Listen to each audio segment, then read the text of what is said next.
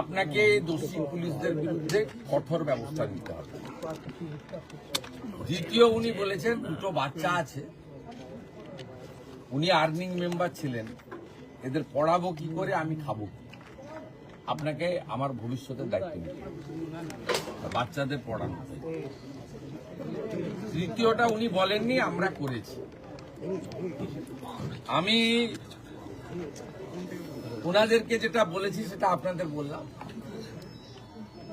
যে পুলিশের লকআপে বা হেফাজতে মারা গেছে, এটা তো দিনের আলোর মতো সত্যি। কতটা শারীরিক অত্যাচারে মারা গেছে বা কিভাবে মারা গেছে, এটা আমি বা ডিজিপি সাহেব বলতে পারবো না।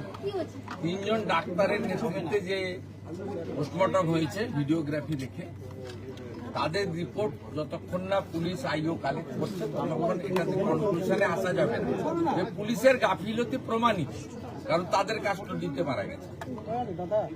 এবারে কতটা কি অত্যাচার করেছে ইন ডিটেলস পিএম রিপোর্টে পাওয়া যাবে। আমরা প্রাথমিকভাবে থানার আইসি কে ক্লোজ করছি পুলিশ লাইনে, আর আইও ইনভেস্টিগেটিং অফিসার তাকে সাসপেন্ড করছি। ম্যাজিস্ট্রেরিয়াল ইনকোয়ারি এক্ষেত্রে প্রোটোকল ম্যান্ডেটারি। চিফ সেক্রেটারি বিকালের মধ্যে তার নোটিফিকেশন বের করে দেবেন, অফিসিয়াল অর্ডার বের করে দেবেন, আমি ফিরে গিয়েই করে দেবো ফাইলের সঙ্গে। সেকেন্ড হচ্ছে, ওর পরিবারকে আমি হোম মিনিস্টার, বছরে 3টে অ্যাটেন্ডেন্ট পাই। আমি ওর স্ত্রীকে আমার অ্যাটেন্ডেন্ট হিসেবে চাকরি দিলাম। উনি শোক কাটিয়ে ওঠার পরে লোকাল থানার সঙ্গে অ্যাটাচ থাকবেন এবং 12 মাস 15,000 টাকা করে এরা পায় অ্যাটেন্ডেন্ট। 12 মাস কমপ্লিট হলে গ্রুপ ডিতে পার্মানেন্ট হয়ে যায়, কারণ বাকি চাকরি তো পরীক্ষা দিয়ে হয়, আমরা তো ভাবে চাকরি দিতে পারি না। C agreed. আমরা থার্ড যেটা বলেছি যে মৃত্যু অর্থ দিয়ে হয় না, কিন্তু সব প্রদেশেরই সরকার, কেন্দ্রের সরকার একটা দায়িত্ব থাকে।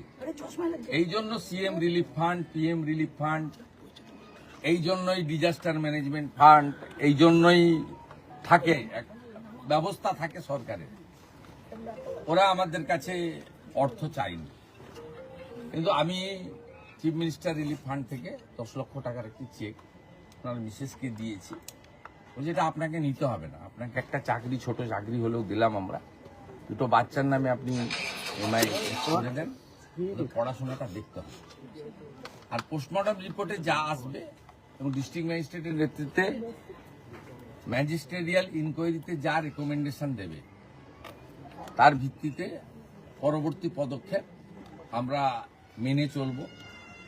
কাস্টোডিয়াল ডেথের ক্ষেত্রে সুপ্রিম কোর্টের, এনএইচআরসির এবং রাজ্য সরকারের নিজস্ব কিছু ব্যবস্থা রয়েছে, সেই ব্যবস্থা মেনেই এটা করবেন।